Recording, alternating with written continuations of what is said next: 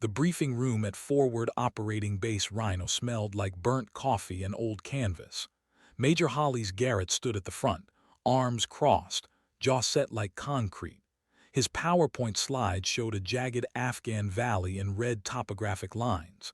The mission was simple on paper: close air support for a trapped Ranger platoon pinned in a kill zone.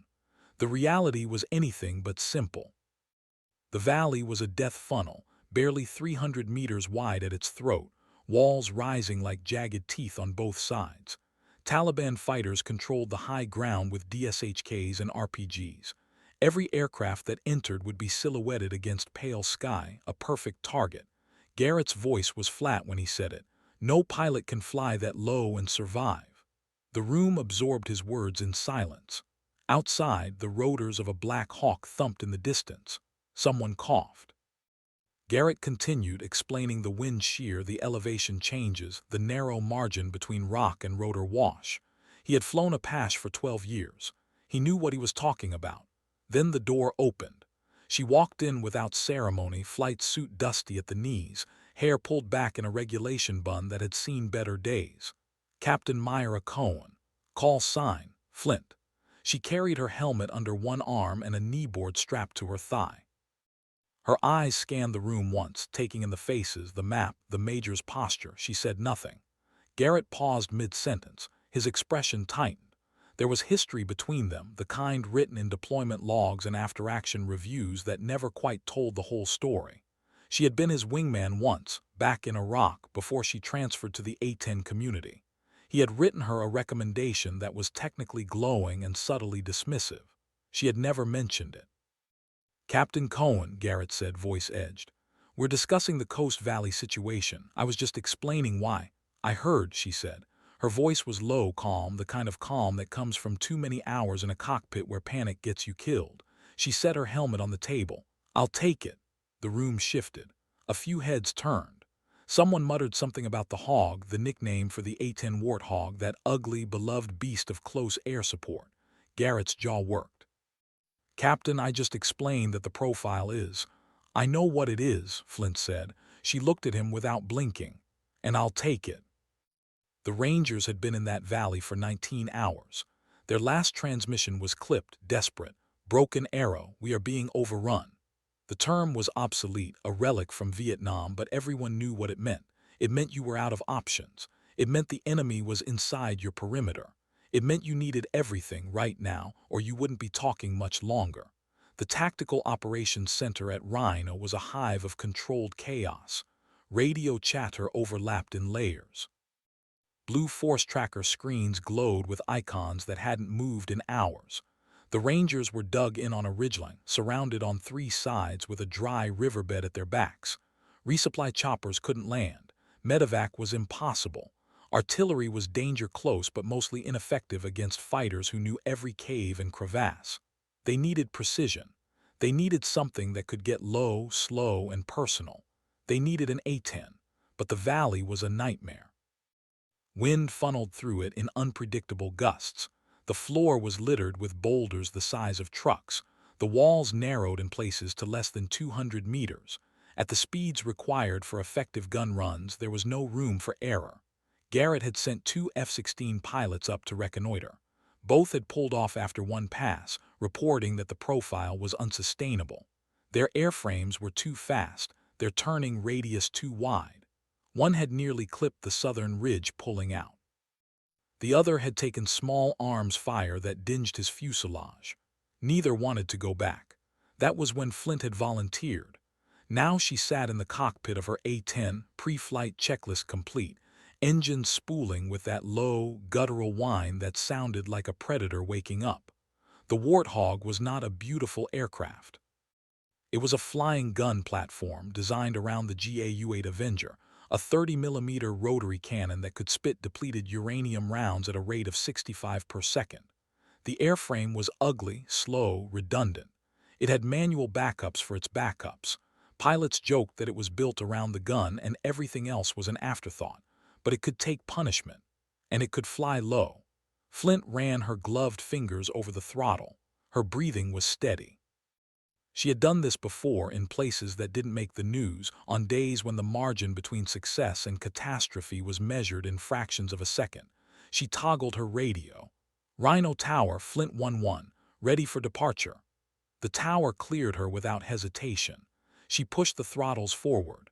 The Warthog lumbered down the runway, heavy with ordnance, and lifted into the pale morning sky. The valley appeared on her horizon like a scar. Flint descended gradually, keeping her altitude conservative until she crossed the initial ridgeline. Below, the terrain shifted from brown plateau to deeper shadow. The mountains here were old, worn by wind and time into sharp, unforgiving edges. She checked her instruments. Airspeed 190 knots. Altitude dropping through 8,000 feet. She could see the valley's mouth now, a dark cleft between two ridges. Her radio crackled. Flint 1-1, this is Sabre 2-6. The voice was rough, exhausted. Staff Sergeant Emil Drayton, the ranking ranger, still conscious. We have you on visual. We are taking heavy fire from the northern ridge, grid November, Bravo 32789er.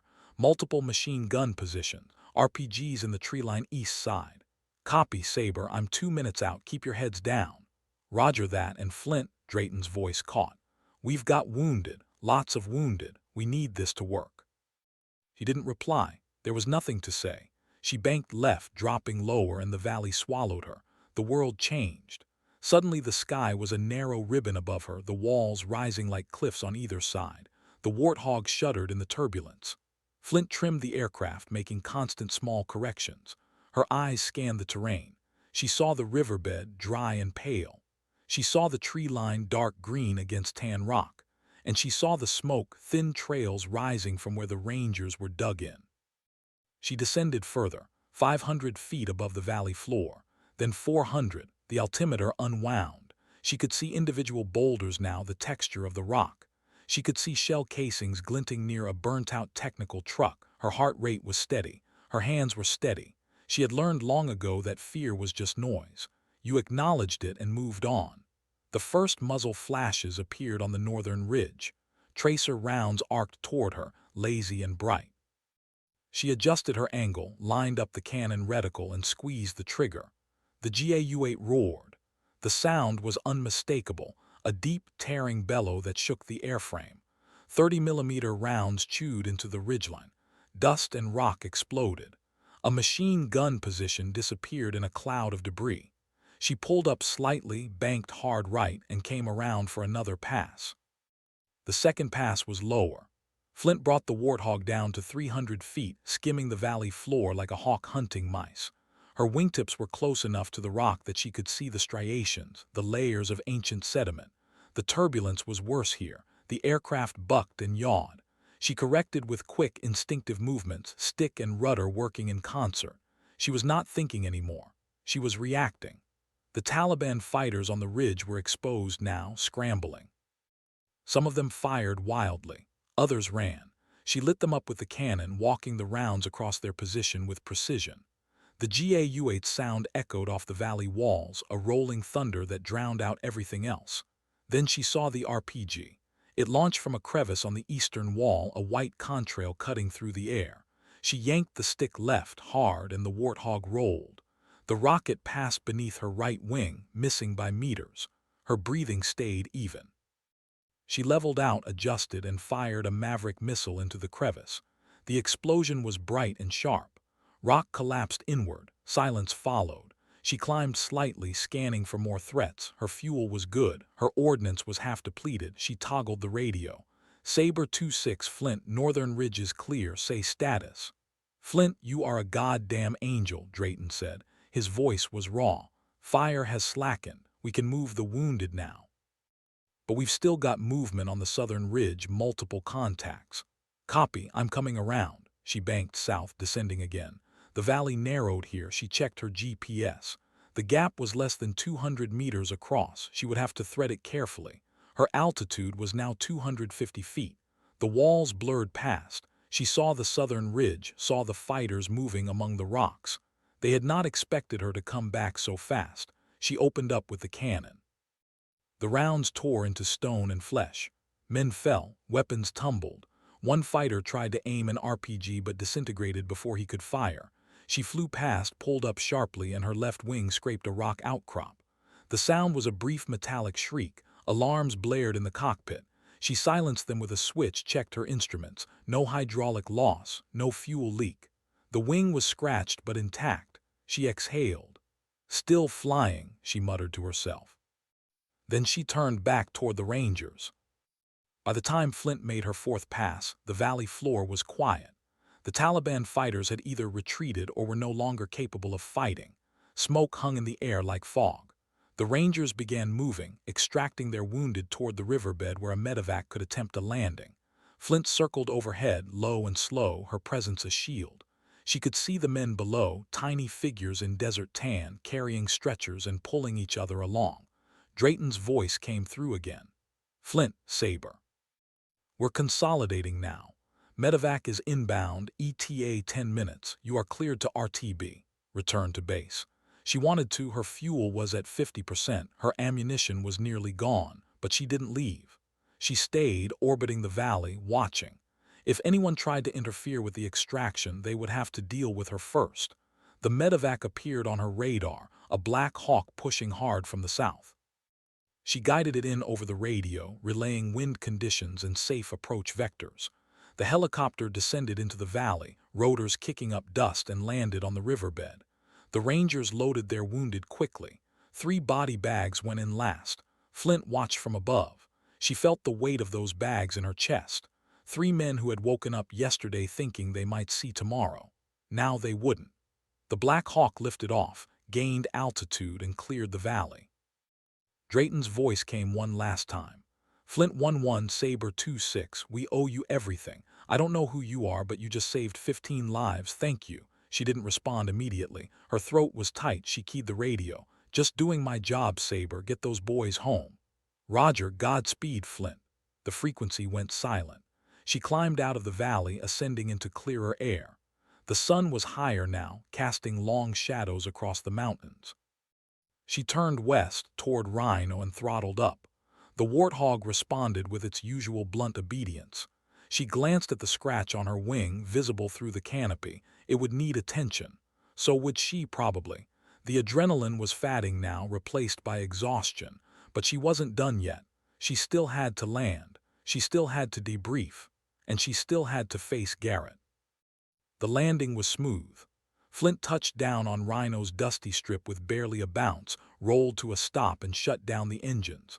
The sudden silence was disorienting. She sat in the cockpit for a moment, hands resting on her knees, helmet still on. Her body ached. Her neck was stiff from the G-forces. Her hands were sore from gripping the stick. She removed her helmet slowly, ran a hand through sweat-damp hair, and climbed out. The ground crew was already swarming the aircraft, inspecting the wing damage, checking for leaks. The crew chief, a grizzled tech sergeant named Voss, looked up at her and shook his head. "You scraped her, Captain. I know. You're lucky you didn't lose the wing." "I know." Voss grinned despite himself.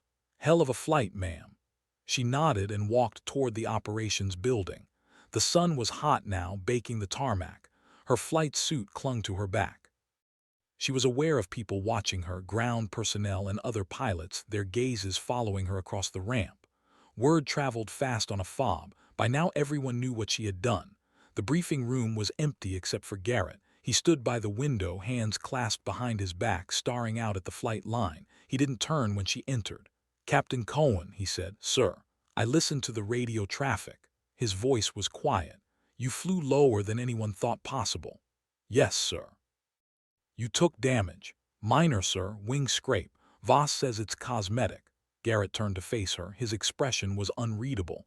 "You disobeyed my assessment. I said the profile was unsustainable." Flint met his gaze. "With respect, sir, your assessment was based on F-16s. I was flying an A-10, different platform, different capabilities. You could have been killed." "I could have, but I wasn't. And 15 Rangers are alive because of it." Garrett was silent. He looked at her for a long moment, and something shifted in his eyes. It wasn't quite respect, not yet, but it was acknowledgement. "I suppose I owe you an apology," he said finally. "No, sir, you don't. I underestimated you." "You did, but that's my advantage." Garrett almost smiled. "Almost." "Dismissed, Captain." She saluted, turned, and walked out. Outside, the sky was enormous and blue. The next morning, Flint was summoned to the command post. She arrived expecting another debrief, maybe some paperwork about the wing damage. Instead, she found a room full of senior officers. Colonel Arvid Rios, the FOB commander, sat at the head of the table. Garrett was there too, along with the Ranger Battalion commander and a liaison from Joint Special Operations Command. Rios gestured to a chair. "Sit, Captain." She sat. Rios slid a folder across the table. "That's the after-action report from Sabre 26. I want you to read the last paragraph." She opened the folder. The report was dense with tactical details, grid coordinates, timelines. She skipped to the end. The last paragraph was handwritten, added after the typed section. It read, "Captain Cohen's actions were the single deciding factor in the survival of this unit. Her willingness to accept extreme risk, combined with unparalleled skill and composure under fire, directly resulted in the successful extraction of 15 personnel and the neutralization of over 30 enemy combatants. I have never witnessed a display of airmanship equal to what I saw in that valley. She is, without exaggeration, the reason we are alive. Staff Sergeant Emil Drayton, 275 Ranger Regiment." Flint closed the folder. She didn't know what to say. Rios leaned back in his chair. "The Rangers want to put you in for a Silver Star. JSOC agrees. So do I," she blinked. "Sir, I was just doing your job. Yes, that's what everyone says. But your job doesn't usually involve flying 300 feet off the deck in a box canyon while taking fire from 3 directions." He paused. "We need more pilots like you, Captain. Pilots who understand that the mission isn't theoretical. It's blood and bone. It's real people dying if you don't show up." "Yes, sir," Garrett spoke up. "For what it's worth, Captain, I was wrong about the profile, about you." He said it without hesitation, and she could see it cost him something. She nodded. "Thank you, sir." Rios dismissed the room. As Flint walked out, the Ranger commander caught her arm. He was a lean, weathered man with a Ranger tab on his shoulder and scars on his hands. "My boys are alive because of you," he said quietly. "If you ever need anything, you call me. Understood?" "Understood, sir." He released her arm and walked away. Flint stood in the hallway for a moment, alone. The weight of what had happened was beginning to settle on her. Not the fear, not the danger, but the gratitude. It was heavier than she expected. Flint's call sign had a story, like all call signs do. It wasn't something you chose. It was something that happened to you and then stuck. Hers came from her first deployment back when she was a lieutenant flying Apache out of Balad. They had been tasked with overwatch for a convoy that had hit an IED. The convoy was stopped, taking sporadic fire, and her Apache had been circling overhead for 2 hours. Fuel was getting low. Her wingman suggested they return to base, let another crew take over. But Flint noticed something. A white sedan parked on a ridgeline about a kilometer away, watching. No one else saw it, it was just a car, but something about it bothered her. She asked for permission to investigate. Permission denied. She asked again, denied again. Then the convoy reported a second IED, this one remote detonated, and suddenly command was very interested in that white sedan. By then it was gone. Flint flew the route anyway, scanning. She found the car 15 minutes later, hidden under a carport in a small village. She marked it, called it in, and a ground team rolled up. Inside the car, they found a cell phone trigger wire and a map with convoy routes marked in red ink. The team leader radioed her afterward.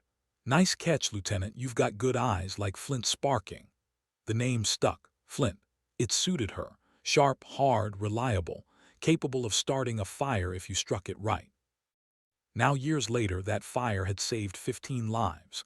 She sat in her hooch that night, a plywood and sandbag structure that passed for living quarters, and wrote an email to her mother. She didn't mention the valley. She didn't mention the scrape on the wing or the Silver Star nomination.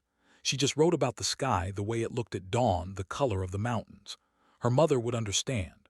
Her mother always did. Flint's father had been a pilot too, F-4 Phantom, Vietnam. He had died when she was 12, a training accident stateside, something mechanical. She remembered the funeral, the folded flag, the flyover. She remembered thinking that the sky had taken him but also made him who he was. She had decided then that she would fly. Not to replace him, not to honor him, but to understand him. She hit send and closed the laptop. Outside, the base was quiet except for the distant hum of a generator. She lay back on her cot and closed her eyes. Sleep came quickly. Silver Star ceremony was held 3 weeks later, back at Bagram. Flint stood at attention in her dress uniform while a two-star general read the citation. The words felt distant, like they were describing someone else. Extraordinary heroism in connection with military operations against an armed enemy. She had heard these phrases before at other ceremonies for other people. Now they were being said about her. The general pinned the medal to her chest. It was heavier than she expected. He shook her hand, leaned in, and said quietly, "You made us proud, Captain." "Thank you, sir." The small crowd applauded. Garrett was there, along with Reyes and a few other officers. A photographer took pictures. Afterward, there was a reception with lukewarm coffee and dry cookies. Flint stood near the back, uncomfortable with the attention. A young lieutenant approached, nervous, holding a notebook. "Ma'am, I'm Lieutenant Calloway. I'm in flight school. I just wanted to say," he hesitated. "You're kind of a legend now." Flint smiled despite herself. "I'm just a captain." "Yeah, but you flew that valley. Everyone's talking about it. They're using it as a case study." She hadn't known that. Case study for what? Low-altitude CAS in complex terrain, how to manage risk, how to stay calm. They played the cockpit audio in our tactics class. Flint felt a flush of embarrassment. "They played the audio." "Yes, ma'am, the whole flight. It was incredible." She didn't know what to say. Calloway shifted his weight. "I guess I just wanted to ask, how did you stay so calm? I mean, you were taking fire, you scraped a wing, and you just kept going." Flint thought about it. "I didn't have a choice. The Rangers needed me. If I panicked, they died, so I didn't panic." "That's simple. That's simple." Calloway nodded slowly. "Thank you, ma'am." He walked away.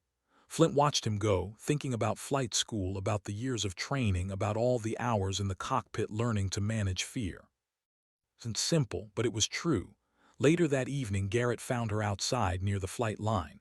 The sun was setting, painting the mountains orange and purple. "Mind some company?" he asked. "No, sir." They stood in silence for a moment. Garrett spoke first. "I've been thinking about that valley, about what you did, sir. I was wrong to say it couldn't be done, but more than that, I was wrong to assume you couldn't do it." He looked at her. "I let my own limitations define what I thought was possible. That's a failure of imagination, and it's a failure of leadership." Flint didn't respond. Garrett continued. "You're a better pilot than I ever was, I can admit that now, and I'm glad you were there when those Rangers needed someone." "Thank you, sir." He nodded and walked away. Flint stood alone, watching the sky darken. The first stars appeared. She thought about the valley, about the narrow space between the walls, about the way the warthog had responded to her hands. She thought about the men she had saved, about the 3 she hadn't.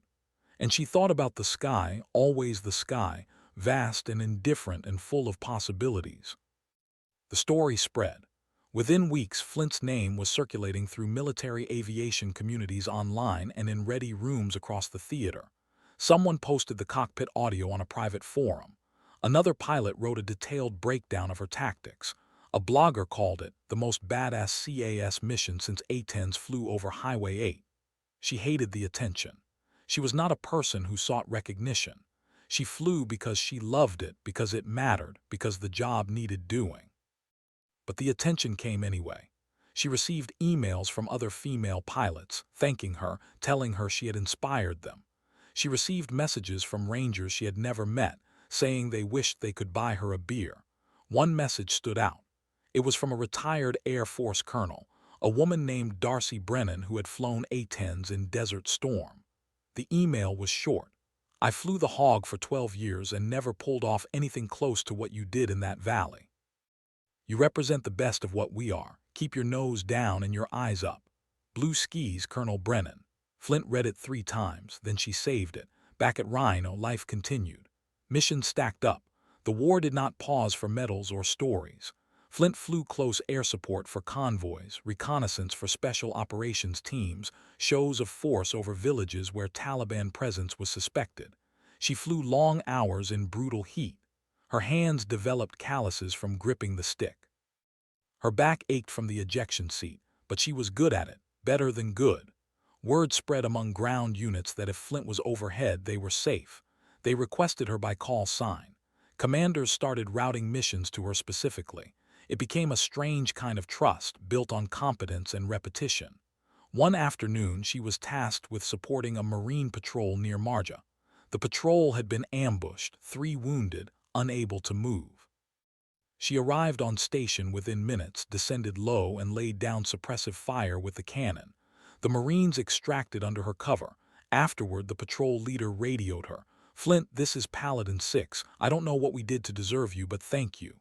Just stay safe, Paladin." "Roger that. If you're ever near Camp Leatherneck, first beer is on me." She smiled in the cockpit alone. These moments mattered. Not the medals or the recognition, but the quiet gratitude of people she had kept alive. That was the job. 6 months later, Flint rotated back to the States. She was assigned to Davis-Monthan Air Force Base in Arizona, home of the A-10 community. The base was sprawling, hot, surrounded by desert that reminded her of Afghanistan but without the danger. She settled into a routine, training flights, simulator hours, briefings, paperwork. It was monotonous compared to combat, but she didn't mind. She had done her part. Now she was helping train the next generation. She became an instructor pilot. Her students were young, eager, sometimes overconfident. She taught them humility. She taught them precision. She taught them that the Warthog was not a forgiving aircraft, but it was a loyal one. She told them about the valley not as a war story, but as a lesson. "You will be asked to do impossible things," she said during one class. "And you will have 2 choices. You can say it's impossible and walk away, or you can figure out how to do it anyway." The Rangers I flew for didn't care about my excuses. They cared about results. The students listened. One of them, a lieutenant named Ortiz, raised his hand. "Ma'am, how do you know when something is actually impossible versus just really hard?" Flint considered.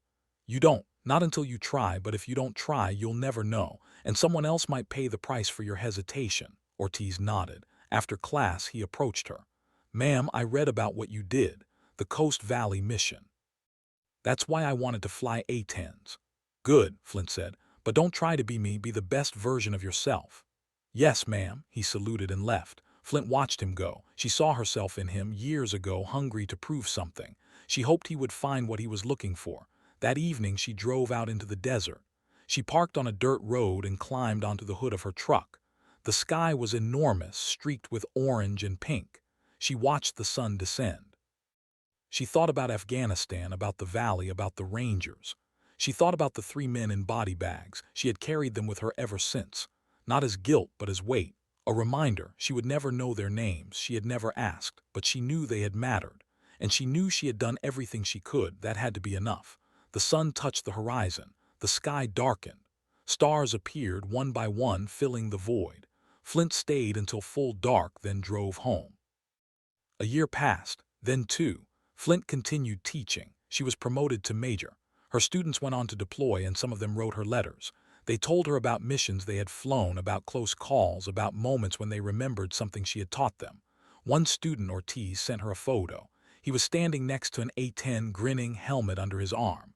On the nose of the aircraft was painted a single word: Flint. She stared at the photo for a long time. Then she emailed him back. "I'm honored. Fly safe." Life settled into patterns. She dated occasionally, nothing serious. She bought a small house near the base, adopted a dog, a mutt named Ranger. She ran in the mornings, flew during the day, read at night. It was a quiet life and she liked it, but the valley never left her. She dreamed about it sometimes, not nightmares, just memories, the narrow walls, the sound of the cannon, the way the Warthog had responded to her touch, the weight of the moment. One night she attended a reunion for the 75th Ranger Regiment at Fort Benning. She had been invited by Drayton, the staff sergeant whose voice she remembered from the radio. He had retired, was working as a contractor now, looked older but still carried himself like a soldier. They met at a bar off base. Drayton stood when she walked in, extended his hand. "Captain Cohen, or should I say Major, Flint is fine." They sat. Drayton ordered whiskey. She ordered water. They talked for hours. Told her about the extraction, about the men who had survived, about the 3 who hadn't. He told her their names: Specialist Aaron Lund, Private First Class Tomas Vieira, Sergeant James Collier. She repeated the names silently, committing them to memory. "They were good men," Drayton said. "Lund was 22, Vieira was 20, Collier was 26, married, had a daughter." Flint nodded. "I'm sorry." "Don't be. You saved 15, that's what matters." I wish I could have saved all 18. Drayton looked at her. You did everything right, more than right. You pulled off a miracle. Don't carry their deaths. They wouldn't want that. She didn't respond. Drayton continued. I want you to know something. Every one of us who made it out, we think about you. We talk about you. You're part of us now, part of the regiment. Even though you never wore the tab, you earned it that day. Flint's throat tightened. Thank you. They finished their drinks. Drayton walked her to her car. Before she left, he said, if you ever need anything, and I mean anything, you call me. You hear?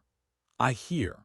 She drove back to Arizona alone, the highway stretching endlessly under the stars.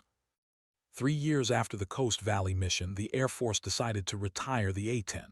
It was an old debate, resurrected periodically by budget analysts and Pentagon planners who saw the Warthog as obsolete. It was slow. It was ugly. It couldn't fight modern air defenses. There were newer platforms, shinier jets. The decision sparked outrage among ground troops and A-10 pilots alike. Flint watched the news with quiet frustration. She knew the arguments. She had heard them for years. But she also knew what the Warthog could do, what it had done, what no other aircraft could replicate. She wrote an op-ed for a military publication. It was published under her name with her rank. The piece was measured, factual, passionate. She described the valley, the mission, the capabilities of the A-10 in close air support.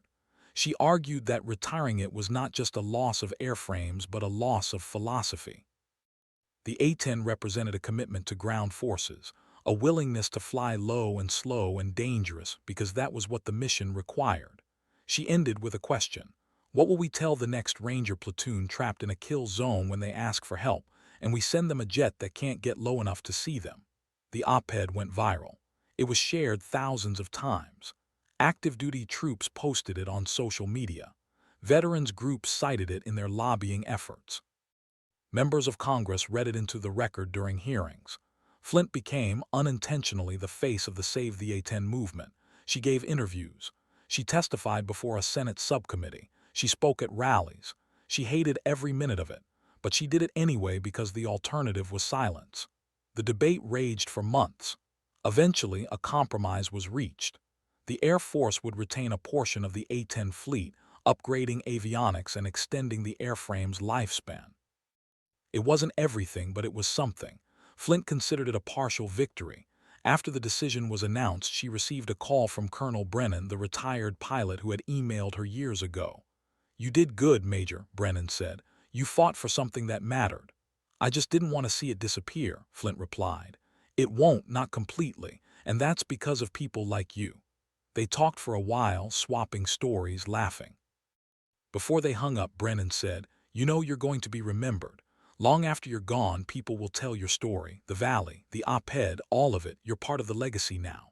Flint didn't know what to say. I just flew the plane. No, you did more than that. You reminded people what it means to serve. The call ended. Flint sat in her office, staring at the wall. On the wall was a photograph of her A-10, the one with the scraped wing, taken the day she returned from the valley. Next to it was the silver star, framed. She didn't look at them often, but today she did.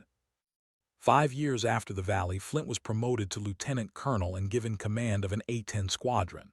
It was an honor and a burden. She was responsible now for 40 pilots, 200 personnel, 18 aircraft. She took the job seriously. She set standards. She flew often, leading by example. Her squadron became known for precision and discipline. Under her command, they deployed to Syria, providing close air support for coalition forces fighting ISIS. The missions were complex, the targets embedded in civilian areas. Flint flew dozens of sorties, each one requiring careful judgment. One mission stood out.